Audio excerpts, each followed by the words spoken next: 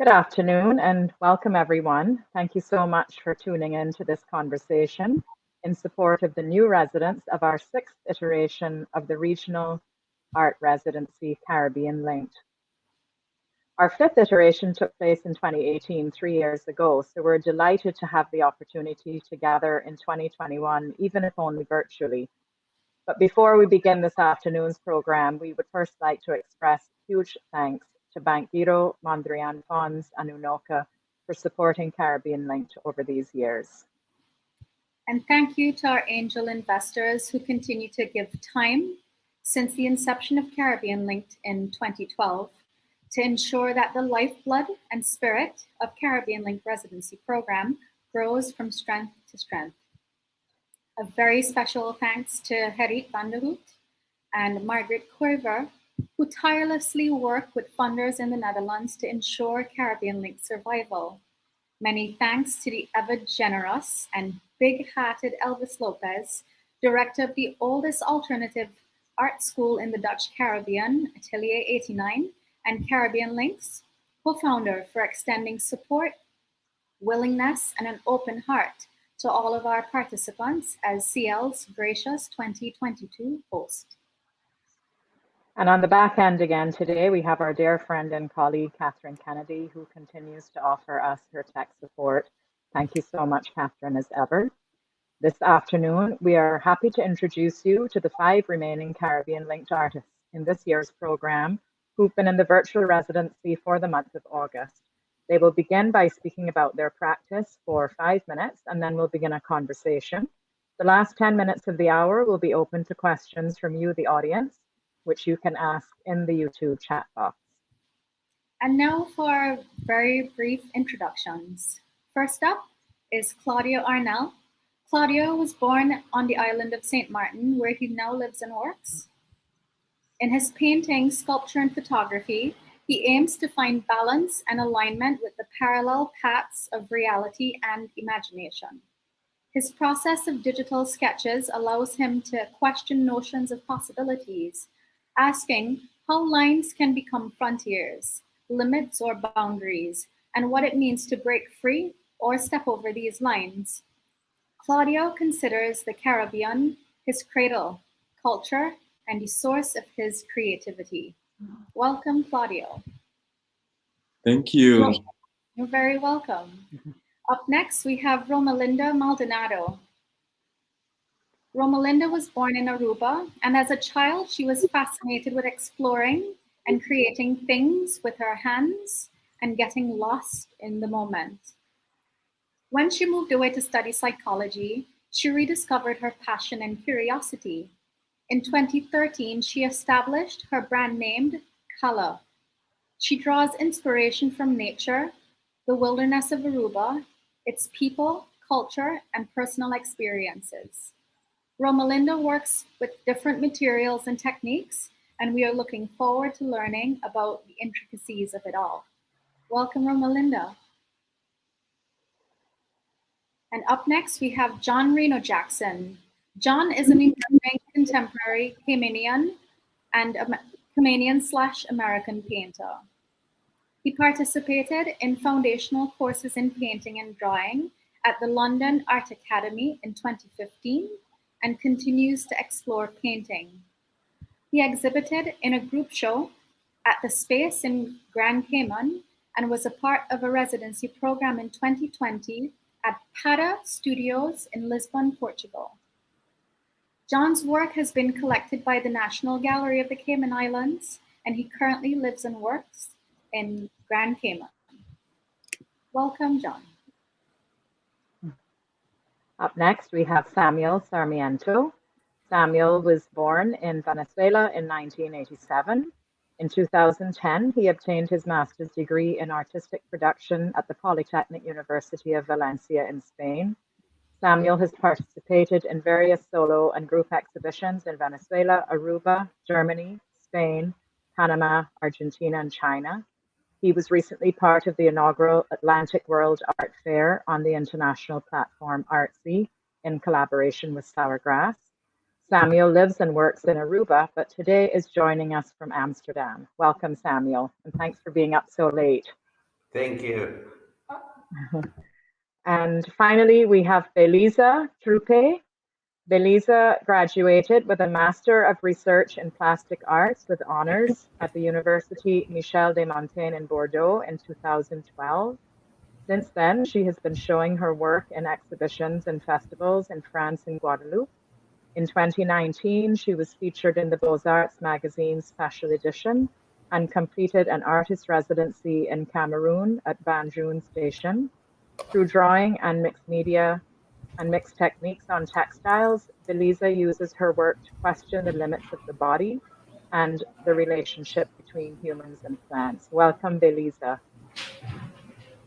So we're now going to invite each of you to speak a little bit about your practice for 5 minutes, sharing themes and concerns that you're working with. And we would like to begin with Claudio. Welcome, Claudio. Thank you. Welcome, everyone. And so I'm going to talk to you a little bit about my journey. And it all began in St. Martin. I was born and raised a native St. Martiner from the island of Saint Martin, Saint Martin, being that it's French and Dutch. And thank you for that introduction, Holly, because I'll go more into depth with the duality in my work that journeys towards oneness that reflects a little bit the land that I come from. So being a bilingual person and artist, language, the wordplay in languages really inspire me also. And I came back to the island after my studies in Europe. I studied mostly in Paris and in the south of France. I did Les Beaux-Arts de Nice also. And when I came back, it was in 2016, where I didn't had the studio space. I came back to be an art teacher on the island, and I picked up photography um, heavily, I should say. And I started treating photography through the eyes of a painter and developed this um, way of sketching digitally. So using my photography as the matter of paint. And ever since then, I've been on this journey of questioning the relation and the communication between duality and oneness as the world that surrounds me and the world inside of me. So my work kind of embodies that research and that journey that I'm on. Can you please show me the first? Yeah. So those pieces were in 2017. There was a hurricane called Irma that kind of passed exactly on our island, and it really reinforced us to question the term of resilience, but also we realized that there was the before and there was an after, a little bit like COVID, how COVID attacked the world on a global stage. There's a before and there's a after. So these pieces are inspired by that experience where I used metal. It was a recycle job where I reused metal from broken ships to reproduce these sculptures where I question the inside and the outside of of matter, here being metal, and they were used as trophies. So it was a commission piece where I had 12 trophies to do for the Heineken Regatta that finishes every year on the island of St. Martin. And that year, being that we were damaged by the hurricane, it wasn't sure that we were about to have that event. And at the last minute, we pulled through. And I would have to say, because it's in February, Irma was in September, and that piece really was a breakthrough moment for me personally. And then I would have to say for the picking back up of the island, because it was the real first event since. So what I wanted also was to keep that raw aspect, not to cover up and keep the raw aspect of the metal that was broken and and abused, and yet try to find true shape, hope, and fantasy. So thank you. The second work that I have for you guys to present is a piece I called. So once again, the trophies were for the Dutch side of the island, and this is a piece that's represented on the French side of the island. So I always try to balance out my work on both sides also. And this piece is entitled in French Mur végétal digital, where it takes back the process of using my photography as the texture and the matter of paint, just as a painter does.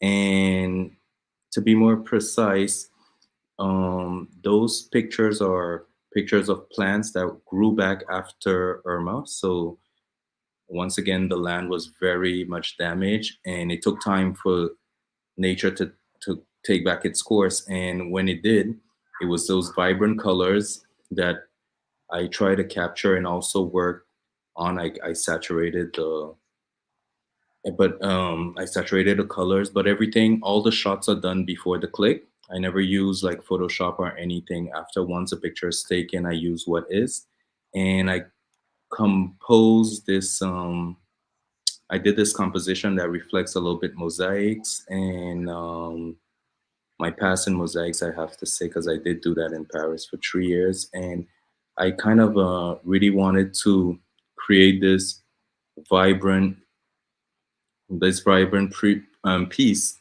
that brings light and hope. Because for me, when I saw the experience of the the land coming back and becoming green in the mountains, that was the biggest sign of hope. Thank you. Thank you so much. Thank you, Claudio. We'd like to welcome Romelinda now, please, to share. Welcome, Romelinda. Thank you. I want to thank you for the opportunity, Caribbean Linked. My art practice is a documentation of my personal experiences and what surrounds me. So the island, its essence, its people, culture, and whatever speaks to me. And today I'm gonna talk about my latest work at Ateliers, at the group exhibition Pen God's Artist in Times of COVID. And Catherine, if you can help me out with the first image, please. Thank you. Okay, so this is my work.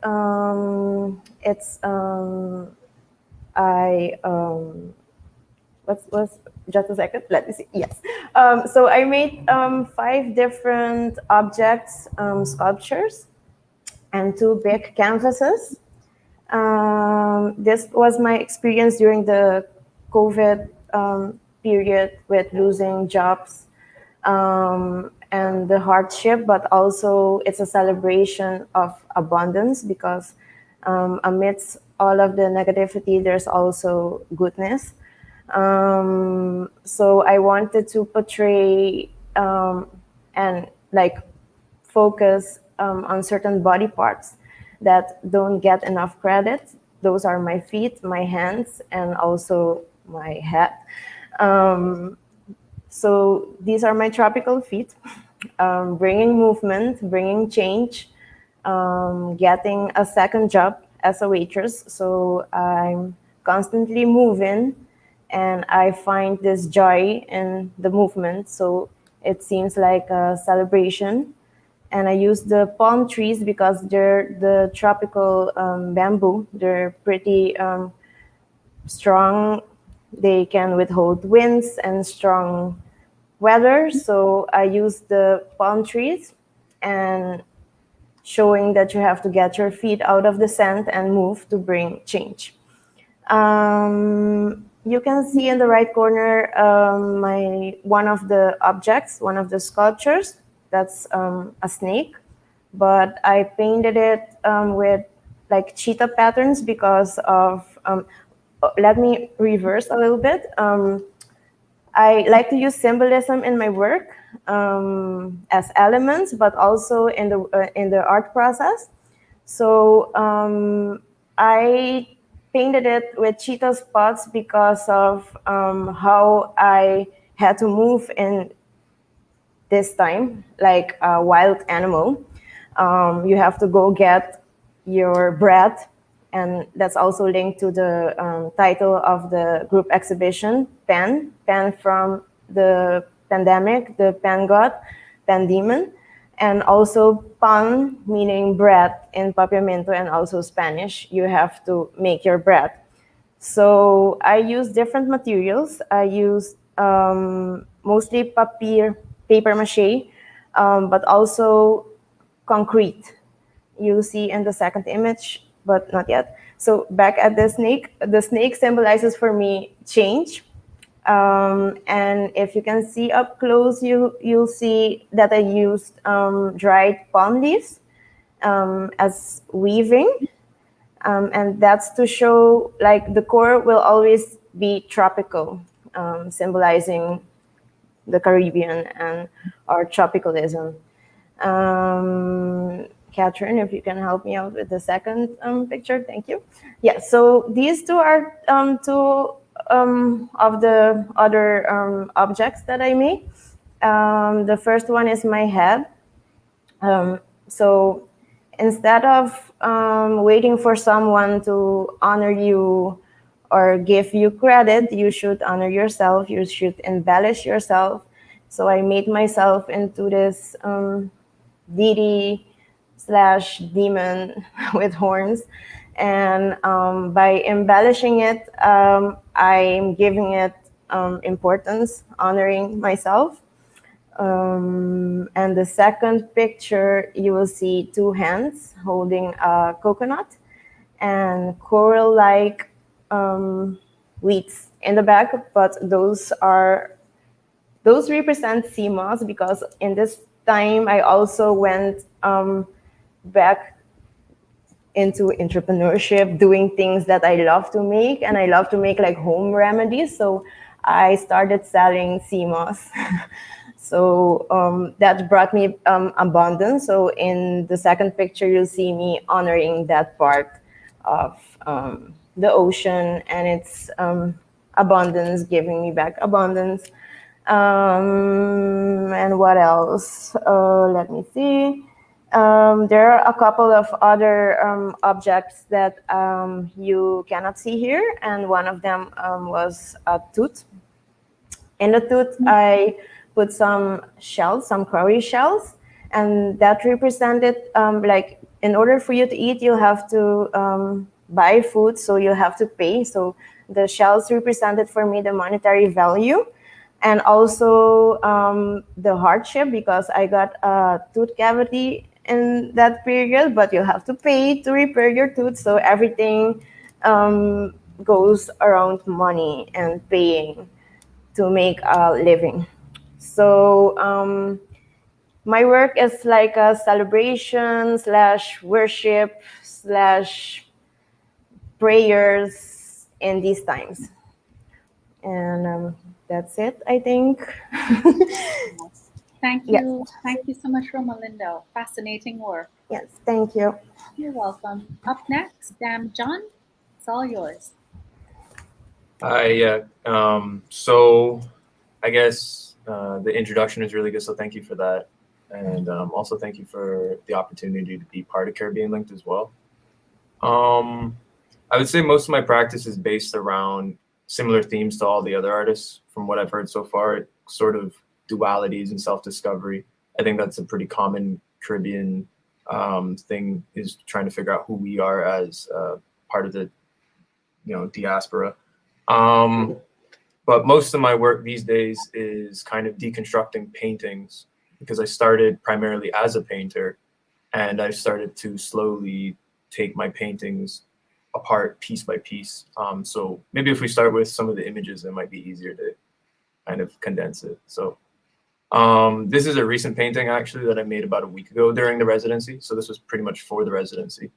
And it's kind of me leaning back more into figuration, but not in a traditional way. So to me, I see abstraction as a way to kind of explore fantasy landscapes, things that aren't physically possible. And through these sort of non-physical sort of constructions, you can have more of a loose sort of approach to what you're looking at. And I think that that allows you to do literally anything. So this was based off of just a party I had gone to, and it was a commission for a local hospital. And I just wanted to make a painting that kind of just picked up little pieces of the moment that I was in, and not to necessarily highlight any of them, but also just to kind of have this sort of duality again, where, you know, you have objects that are, you know, that you can see, like the Pepsi can, you can see, and you can see some faces, but then there's some faces that you can't see. And it kind of feels like that's how life is anyways, you know. You can only remember certain things. You know, everything is going at you at high speeds. And so this part of my practice I'm bringing back, because if you go to the next slide, please, thank you, you'll see that I've kind of done the complete opposite. So for me, I felt once I started creating these kind of objects, that I needed to start making more figurative work, not necessarily representational work where it's like a portrait or anything, but a little bit more in the realm of human bodies and understanding. Because these kinds of works that are placed outside, I see them more as sort of like a counterbalance. Again, the duality theme that I see is so common, is like, but this is more of a counterbalance to the figurative work. Because to me, the soul of a person, the essence of a person, can't really be explained in a painting of a person. More so the feeling and the atmosphere of a place, or the placement of the work, to me, can start to bring more of a narrative towards that. So I've started thinking about how I can take works like the previous work and this work and kind of place them next to each other, and subvert the idea that an artist can only make one style of work. I think that in the country where I'm from, I think it's very common that you're expected to make one thing. And if you deviate from the path, you know, they start to question why you're making that. And I think that that's one of the things that pushes me to continue to make work, is that it's about just seeing how far I can take a concept and to continue to change people's mindsets from what they perceive as acceptable. And the community has been very yin yang with it. Some people hate it. Some people like this work. Some people hate it. Some people think, why would you do that? Why would you take a painting? Why would you cut it up? So this is a painting that this is 5 paintings that I made, and I cut them up and nailed them into a door. I actually took a physical 6-foot door and cut it into thirds, and placed it out in nature to see what would happen if it would degrade, if birds would start pecking holes in it, if, as you can see, it flooded. That was kind of intentional. I wanted to see if it would damage it by flooding, because when I put it here, it was dry season, so there was no water, but I knew the water would come back. There's thorny bush around it. So yeah, to me, again, just to kind of paraphrase, because we can go into it later, I think most of my work these days is just trying to figure out that sort of balance between this sort of spontaneous object and something a little bit more understood. Because to me, an abstract painting isn't really an abstract object. You know, I think that abstract paintings can only go so far these days. And that's not to discredit anybody. I do abstract work myself, but I think that it's about pushing the medium forward. So, yeah, I think if that made any sense. Yeah, very much so. Thank you so much, John. Up next, Samuel. Welcome, Samuel. Hello, can you hear me? Good? Perfect. Perfect. Okay, I'm going to start. Um, Hello, everybody. My name is Samuel Sarmiento, and today I'm going to speak about my artistic practice. First, I would like to introduce my work and how I start into the art work as a painter or experimenting with drawings and other artistic expressions. In 2006, I was part of an artistic collective in my hometown in Maracaibo, Venezuela. And at that time, I was a big fan of urban culture like graffiti or electronic music, and being part of the underground scene in my city and sharing with other artists. I discovered a special calling for painting and how images can communicate or share a powerful message to the people. In 2010, I had a short experience in an art academy in Spain, and later in 2013, I decided to move to Aruba, and now we are in 2021. At this point, I'm focused in how Caribbean communities use short tales connected to symbols and archetypes such as eternal images as methods of sharing knowledge. And I have an interest in oral tradition practice because I think we can find metaphors and other rich elements that help to build narratives in Caribbean cultures. Um, yes. Wow.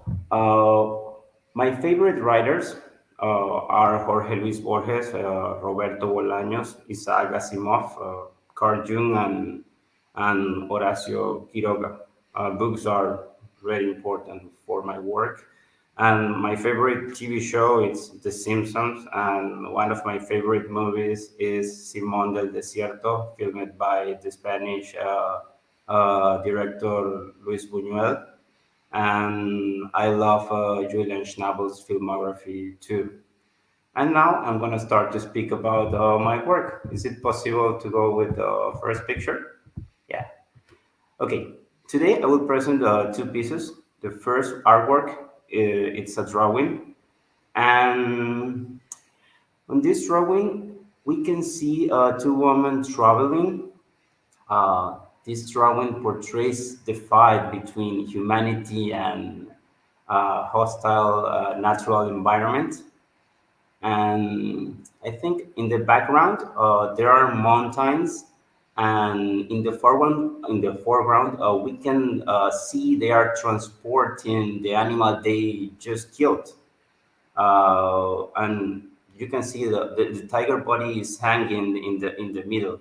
And on this piece, both characters are living a challenge, I think. Indeed, the first woman seems it's barefoot, and in addition, their faces depict sadness or something else. We can imagine they are wearing masks, or maybe they are not humans, but they are part of a memory of this landscape. I don't know.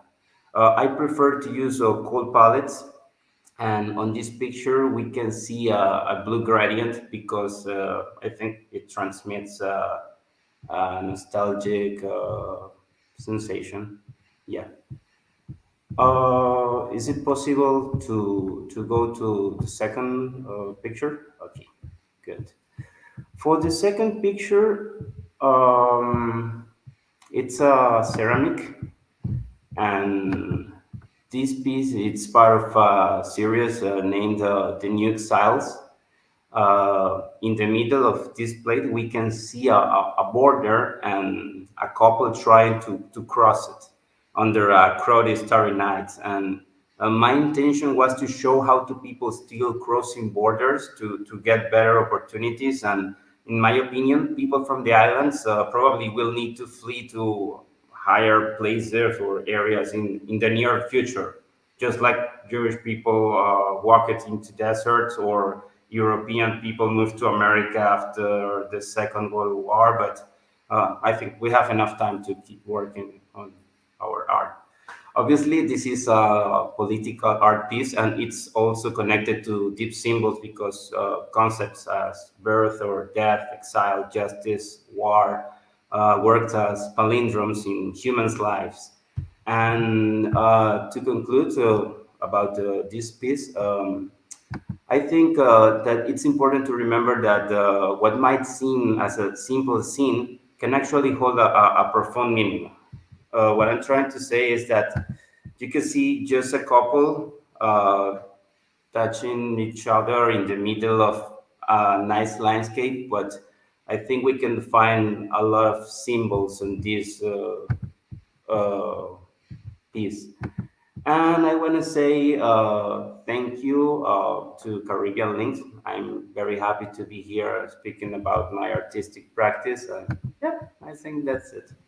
Oh, thank you so much, Samuel, for staying up so late for us. Thank you. And finally, we're welcoming Béliza.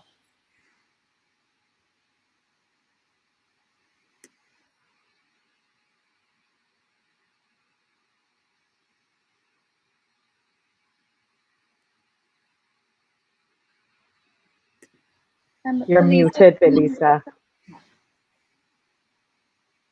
Just unmute. Yes. Thank you. Perfect. Yes. Hi, everybody. Yes. First of all, I'm really glad to participate at Caribbean Lake program. Thanks to for organization, meetings, sharing, and everything. After art school, I need essential in my life. In Guadeloupe, I find that in landscape, plants, human relationship, and I observe similarities with fibers, glands, smell, organs, ramification, vascular system, and others. In my work guideline of my practice, it is to questioning essential and bodies. I talk about heredity, femininity, privacy. For that, for that, I'm combining or putting in parallel care plans, medicinal or appealing collective imaginary, is on a part of body. There are each time I'm intriguing about fabrics, linens, thread. I'm not, I'm not, I noticed that we keep our clothes and tighter after death. Then different meetings and discovery, notably embroideries of my grandmother challenged me on thread and fabric as material. I found in thread a hereditary know-how, a vegetal fiber, and graphic lane in space and a thread of life. Since that, I drawing and embroidery thread to do work. I do embroidery in self-taught way. Then I do a practical internship at Broadway Studio of Vieux-Fort embroiders in Vieux-Fort City. In the name is Les Brodeuses de Vieux-Fort in Guadeloupe. There are now cross generation and generations, and I think this material are key suture on a way to trust on time. I remain sensitive to work of Béliza, Gada Amer, and Caribbean artists like Jocelyn Garner, Tessa Mars, Marielle Plaisir, Kelly Sinapa-Marie. Today I want showing you two work, and the first is a drawing pencil and pencil watercolor on paper. I represented a part of face with the lips, tooth, and tongue. There are two flowers each side of face. The name of plant is jalousie, jealousy in English. In context, I do drawing and 3 other drawings post-residency in Banjul Station, Cameroon, organized by ArcProd Guadeloupe. Population gives this name of flower because it's an invasive plant. They are obliged to burn plant to protect their fields of manioc, banana, corn, and other. I see these plants all over in Cameroon during the fabrication of this quadriptyque core territoire, territories body. I remember in my first choose a population who abounds know-how and treasure, and I remember in the same time the abuse of terrible slavery story and the pressure war used body to make an impression in soul like evasive flowing like evasive flowers, jealousy. Here it was my impression at this moment. In research and in recherche en esthétique at academic review of Vessel Research Center Syria, inside works of Daniel Dabriou, Stan Musquet, Antonio Rossetti, Christian Brassi, art critic in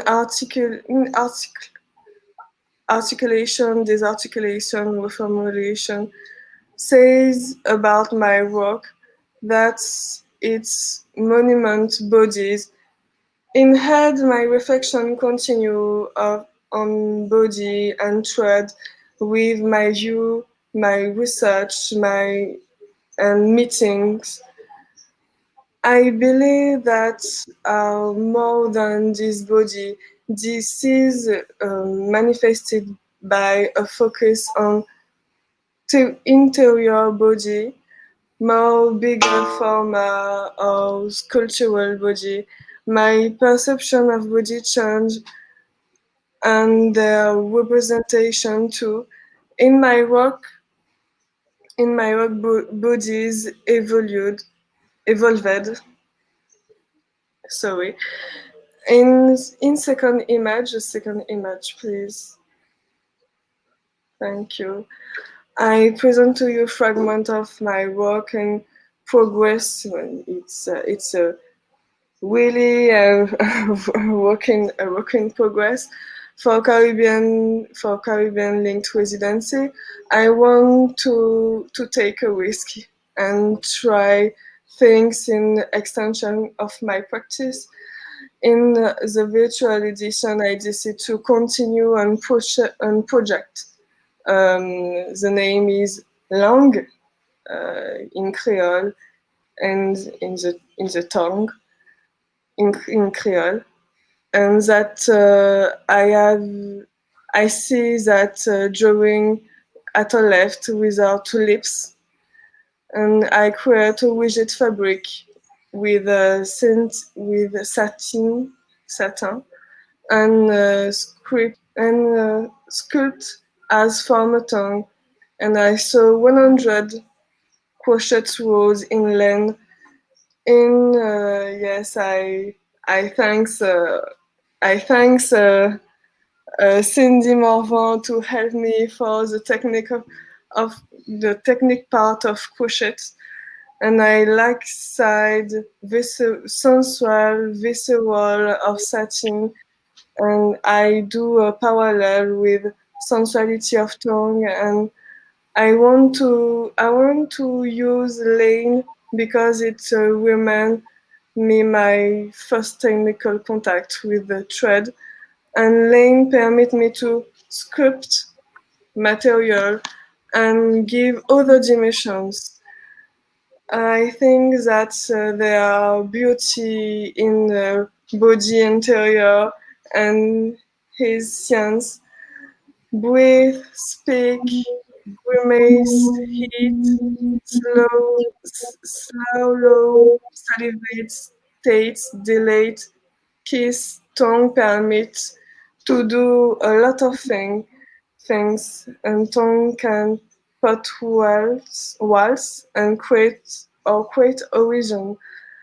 Tongue come to give hope and despair, life or death, and this long order oneself was in shaped word line like vital connection, vegetal fiber crusted out like a social bond in period where world is missing beauty, link, humanity, love. Thanks to have listened me and your attention. Thank you again, Caribbean Links. Thank you so much, Béliza. We really appreciate that. And thank you everyone for sharing your work so generously. We have a few questions for you for the group. So feel free to address it in whatever capacity you're called to. First up, what is the value of having your work being supported in a program like Caribbean Linked? This year preempts the physical meeting in Aruba in 2022.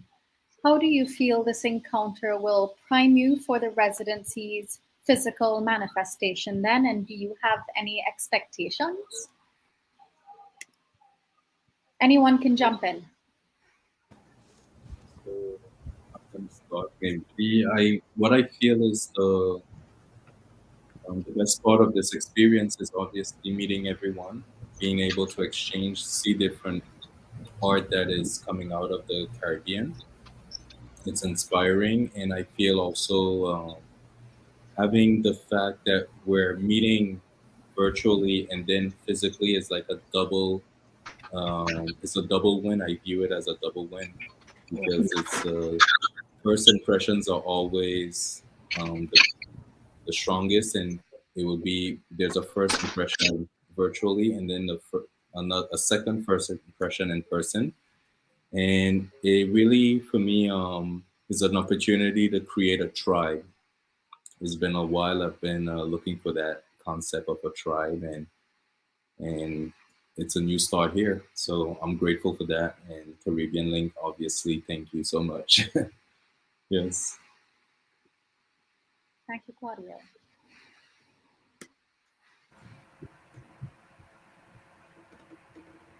Well, feel free to unmute and just jump in. I'm not gonna lie, you gotta run that question by me again. So the question was, what's the value of having this virtual iteration versus what we will have next year in terms of the physical manifestation? Like, what are you hoping to achieve here? Well, with the virtual one, I'm hoping that, what's happened so far is that, we've started to connect and start to figure out who makes what and how maybe we could start to collaborate. And I think that when we finally get to go to Aruba next year, it's going to be, just going to help the process speed up a little bit. That way, the training wheel, so to speak, of when you first meet people at a residency, it doesn't really exist because of what we're doing right now. So we can just get right into it. So I'm pretty excited to get to just start making stuff. And I've never been to Aruba, so I'd love to see what the landscape is like and if there's anything in the environment or the community that can help to inspire new work from not just me, but all of us. So. For me, I think it's a good opportunity because I think the art speech it's changing in the world. It means that if we as a Caribbean artist understand the truth and post truth, I think we have the possibility to rewrite the art story in many ways, working with our own symbols and at the same time telling on or offering new points of views focused in our challenges or struggles, because I think uh, people from the islands have a lot of influence, but at the same time, we are in I don't know how to say that, in the middle of identity crisis in a very difficult moment of the story. And I think it's a good opportunity to work together and as a community and try to make it.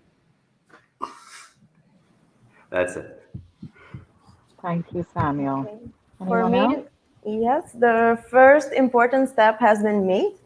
So I'm pretty excited, and thank you, Caribbean Linked, for this. I see that it's very important.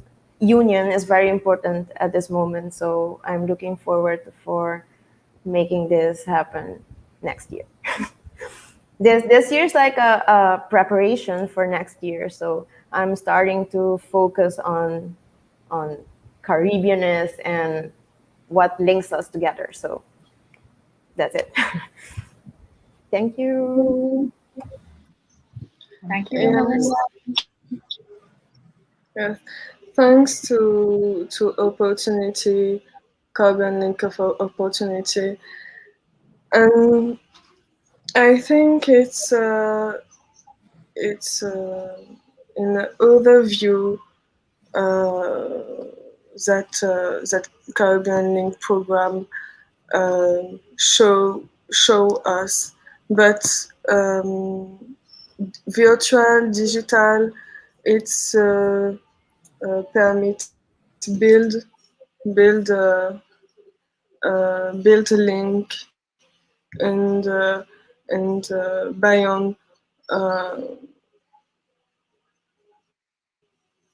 distances and distanciation and geography, and I think it's really interesting, and um,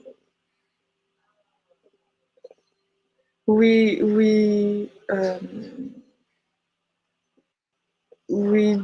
do um,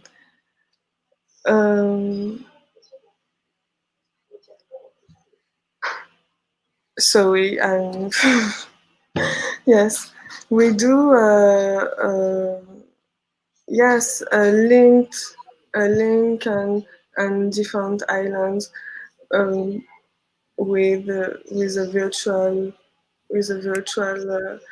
program, and I think it's very well, but I think it's in physical, in person. Um, um, I I can I will can visit landscape and meeting persons, and it's other dynamic. It's different, and um, I I wait this I wait that it's the next year. Mhm. Thank you I so much. I suppose I hope it's clear. Yes. You're very clear. Okay. Very clear. Yeah. Thank you. Thank you so much. And Yes. given the time constraints, I think now would be a good time to see if we have any questions from the audience. Catherine?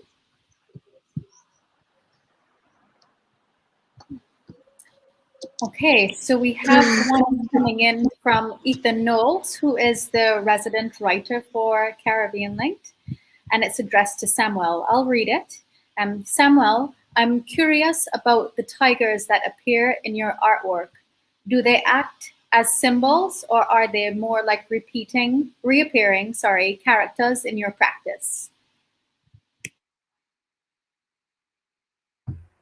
Thank you for the question. Yes, well, I'm very interested in the tiger figure because I think this animal act as a symbol and as an energy at the same time. In some cultures, as Indian or Indian or Chinese, or maybe in some tribes of Africa, tigers are related to strong. But at the same time, tigers are animals with stripes. And sometimes when you have a mark in your body, you can be considered a person with a problem. For example, do you know that story about the two brothers at the beginning of the Bible, Cain and Abel? The bad guy has a mark in the frame, as the same way the tiger had a mark on their body. And just imagine that if you are the king of the jungle and you need to kill other animals to eat, but at the same time you have the karma that everybody is afraid of you, but you need to eat as well. And I'm very interested in that figure. And at the same time, I really like how to humans fight with the elements. And sometimes, if you can check on my Instagram, you can see little persons escaping from sharks and other things. Yes, thank you, Ethan. Thank you, Samuel. Any other questions, Catherine? Okay, Off the Girl is asking, given that Caribbean Linked is virtual this year, can you share a little bit about your working process, including any new approaches, materials, or tools that you've been experimenting with, I guess, during the course of the residency? Thank you for that question. And anyone can jump in. So I am working on a new project that I was supposed to be in the space to do this discussion, but it's on the Dutch side of the island and the connection wasn't viable, so I prefer to come on the French side where I was sure to have connection. But the concept would be I'm going to present it. It's around the aim of inside outside, where I take a space and it's around the fact of being immersed inside of a space, living inside of a painting. And that is a new way, I think, the fact of being so much in a virtual communication now, and everything is, since COVID, a lot of discussions are during Zoom. You're spending New Year's and there's Zoom parties and virtual connections. I wanted to ground myself in something that's material, and that's what I started working on. Kind of going to not the opposite, but working with the opposite to create balance, to recreate balance compared to Thank the you, outside. Claudio. Thank you. Anyone else want to share anything about the working process over the course of the residency?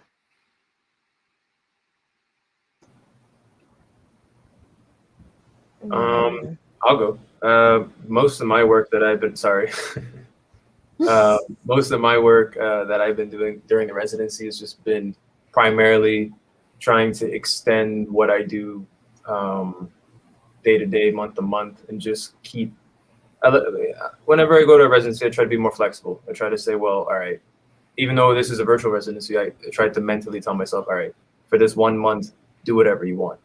And I think that that's one of the most important things when you go on a residency, is just to be completely open to anything. Everybody, if someone else is doing sculptures, you just kind of feed off it and say, hey, I've never really done sculptures, but what can I see in your sculptures that, kind of inspire me a little bit? So I think that I've just been trying to get out of my comfort zone and, just have fun with it and remind myself that, art is supposed to be a little bit enjoyable. It's not always supposed to be about work and theory and, it's supposed to be beautiful, so yeah. Absolutely. Great. Thank you so much. Thank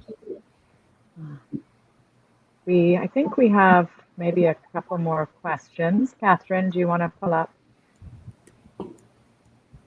Susanna? Samuel, did you experience changes in your artwork and inputs when you relocated from Maracaibo to Aruba? Thank you, Susanna. Yes. Well, I think in the Caribbean and South America, we always both type of societies are surrounded by symbols, but I think in the Caribbean, the symbols works different because I think when you live in a small community made by people of many countries, consequences, colonialism, it's very, sometimes it's difficult to find a common point. But at the same time, if you put a lot of people speaking different languages in a small place, you are going to get something unique. And for example, in the ABC Islands, in the Dutch islands, I think it's the Papiamento. It's a local language. But at the same time, if you go to any other island, you will find an unique manifestation or a unique way to see the culture there. And in relation with the question, well, I think yes, I think I found a strong culture surrounded by the sea with a daily life that use a daily life that has strong symbols connected to the sea and connected to people who are facing problems, a lot of problems. I know that always all of us have problems, and probably we have the same problems: mobility, immigration, probably things connected to the food, because we need to import everything to our islands. And if you want to buy, for example, art supplies, probably you need to order it in Amazon, or maybe you need to travel to in the United States, or maybe if one of you have an exhibition, put your artworks out of the islands, probably it's a problem. You need to pay taxes for that. All of us have the same problems, and we need to understand how to face that. And at the same time, I think if we express our daily life or our island histories as universal messages, I think we can show the world who we are. And I think it's a challenge because at the same time, there are a lot of people trying to do the same, but we need to work together to resolve that. Yeah. Thank you so much, Samuel. And Catherine, do we have any other questions coming in? Oh, we have one here from Shirley Ruffin, who is from Martinique. She asks, what is the impact of the world situation on your practice and on your thinking?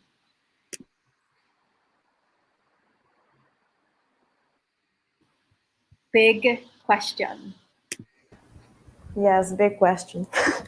I think it turned me more inwards, and I think you can see that in my latest work, but also that turning inwards gave me this thirst for knowing more about roots and connections, and I'm constantly researching things.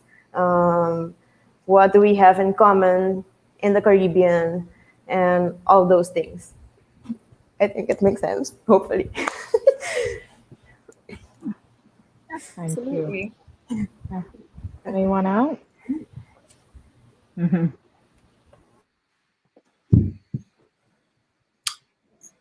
I think for me, it's just the absence of it, because in the Cayman Islands, we've been COVID free since July 2020. So for me, it's more so the implications of the rest of the world having it, and how does that relate to us, and how do, like even though we've been COVID free, we've had no tourists or no visitors the entire time, and we don't know when they'll come back. So it's kind of just trying to figure out this new world of living in a bubble. Like we're able to function, but it's kind of like, quasi prison. We can't, it's hard to leave, it's hard to get stuff, it's hard to do, we're just trapped. And I think it's made the same kind of thing. It's made me go more inward. The same thing as Romelinda. Like, it's just, you have more time to yourself. So I think that's kind of an interesting, positive spin on it. Thank you. Thank you, John. I don't know if anybody else wants to address that, or if we should go, because I think we have another question coming in. Actually, a few more. So Clifford Rosa, very proud to see our Aruban artists perform virtual. How do we see the inclusive part of the Caribbean heritage in your work? It's an open question. Can you repeat it, please, Annalie? Very proud to see our Aruban artists perform virtual. How do we see the inclusive part of the Caribbean heritage in your work?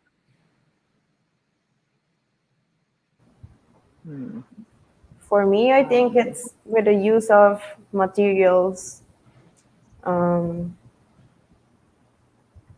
That's it, I think, because I have like this own language of showing things with my own symbolism. So I don't know if there's much of Aruba that you can see in my work. It's tropical, but it's my own language, so I don't know. But I like to use organic material that I go and pick myself at the shores.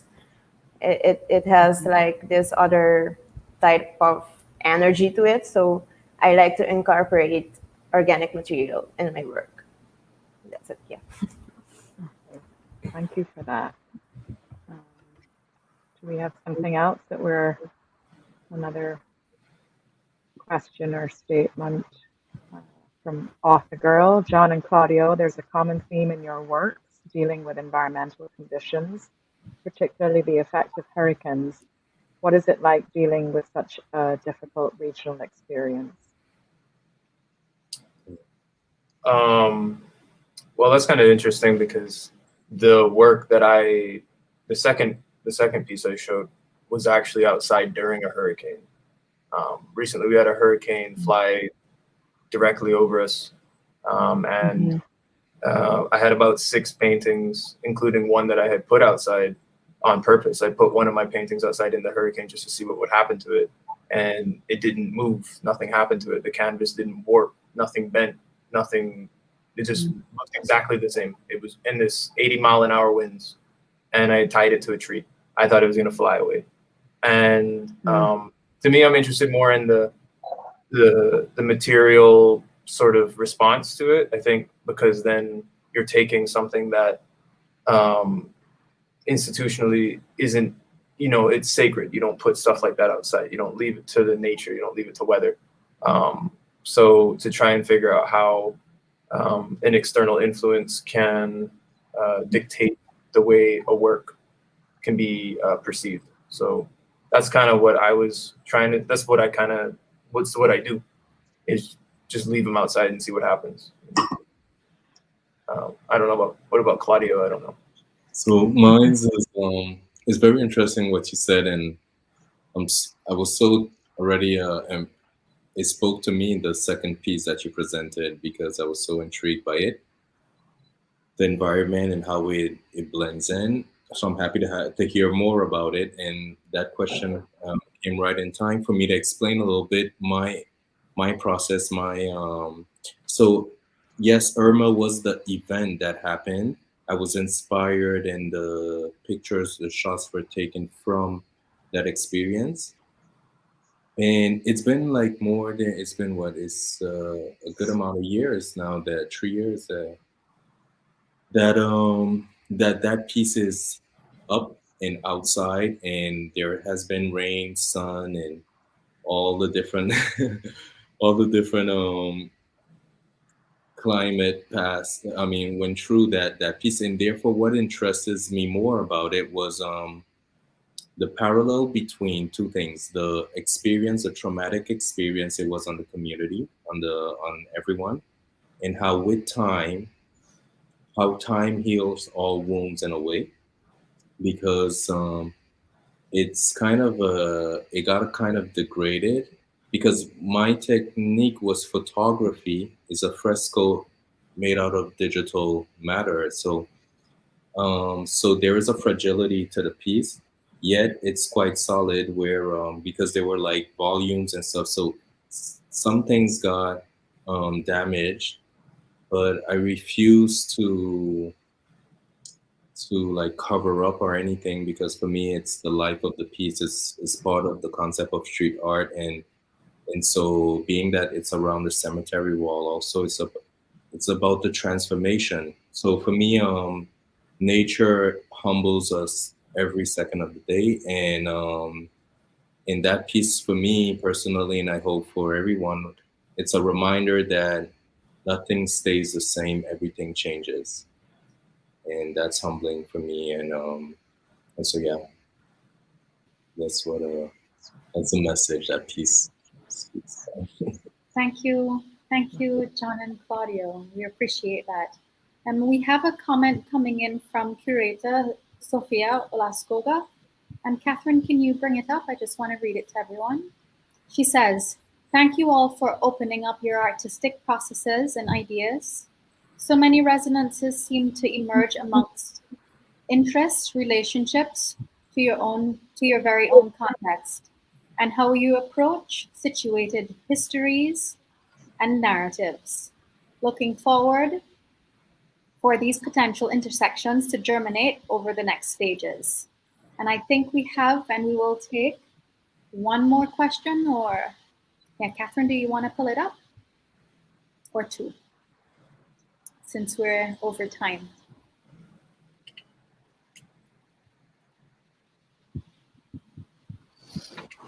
And do we have one, Catherine, or should I? Yeah, so Susanna is asking Romelinda, do they always join the painting? Do you always join the paintings, or can they be exhibited separately?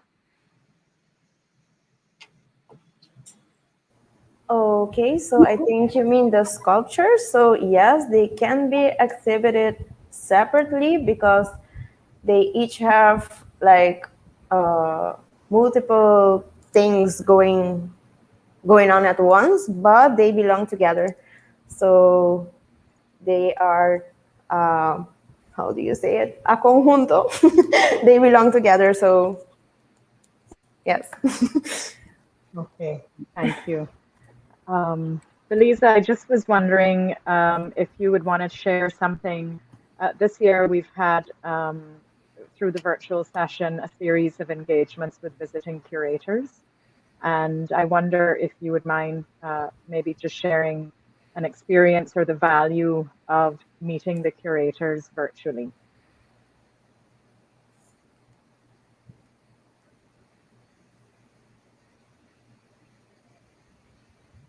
Yes, I don't hear the first part.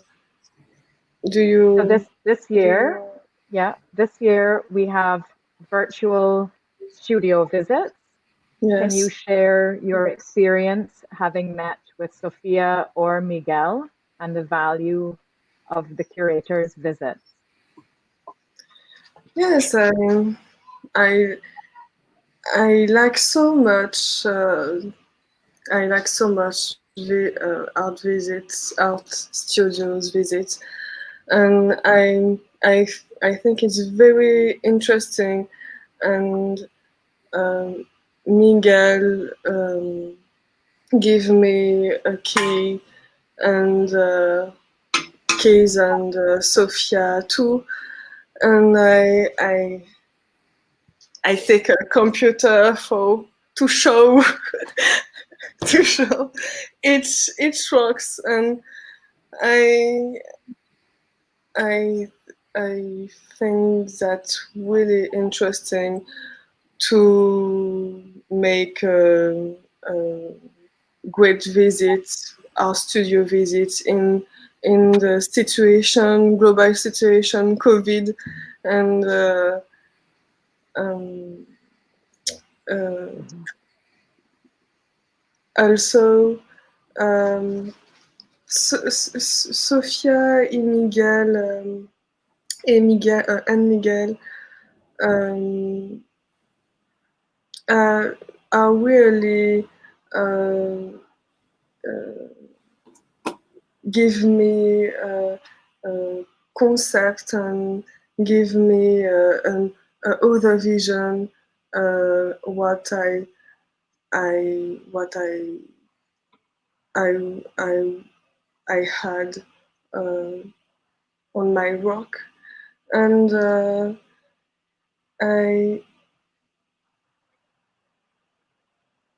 it's I it's a great experience. Yes, Right. it's a great experience, and with my new way of showing with the show material about we show art material um, je perds mes mots. Art material. Le fait que, le fait que l'ordinateur est un matériel Oui, le fait que je puisse montrer au travers de l'ordinateur les matériaux. Et, able to showcase through the computer the art. yes, c'est déjà ça. It's show detail and embroidery and showing detail in embroidery, detail of crochets and different elements of my works, and I there are other relationships and other relationship between the system, virtual system. Yes. Thank you. Thank you so much. Thank you, Béliza. Thank you. And thank you to everyone. As we're wrapping up and closing now, a special thank you to Claudio, Romelinda, John, Samuel, and Béliza for giving us the time to know you a little bit more today and for us to have a better understanding of your practices. Thank you to everyone who submitted questions and joined us today. And please remember that the Caribbean Linked live discussions will be archived right here on YouTube and on our Caribbean Linked website, where we also have a wealth of content from every edition, and we will be sharing the blog posts from this year's artists in the coming weeks. Caribbean Link's virtual programming also supports Bahamian writer Ethan Knowles. Shout out to Ethan for sending in that wonderful question, who will be producing text throughout the duration of the residency, and two Latin American curators, Miguel Lopez and Sofia Olascova, Miguel from Peru and Sofia from Mexico, who will engage and who have engaged with the artists in one-on-one studio visits. And in closing today's conversations, we'd once again like to express huge thanks to Banquiro, Mondrian, and Unoka for supporting Caribbean Linked over the years. We look forward to sharing the writing and reports from each of the artists as they wrap up their last days in this virtual program. We look forward to welcoming this cohort of 12 artists to Aruba next year and to learning more about how this experience has shaped their practice. Our closing event will be telecasted live tomorrow, September 1st from 4 to 5 p.m. Atlantic Standard Time from Atelier 89 in Aruba, broadcasted by Tele Aruba on Channel 23. Please see the link in our scroll. This event will highlight the exhibition Pan, God's Artist in Times of COVID. Many of the exhibiting artists include Caribbean Linked 6 residents and Caribbean Linked alumni who will be present at the exhibition to discuss their work in the show. Please remember to follow us on our Caribbean linked Instagram and Facebook pages and our website for more information on the program and this year's group of artists. Have a good evening, everyone. Good night. Thank you. Good night, everyone. Good night, Samuel.